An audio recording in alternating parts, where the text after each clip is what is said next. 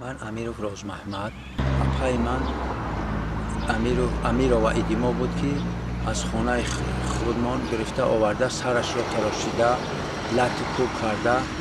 کارهای به ترتیبی کرده آن را بوده در پولوی دیرو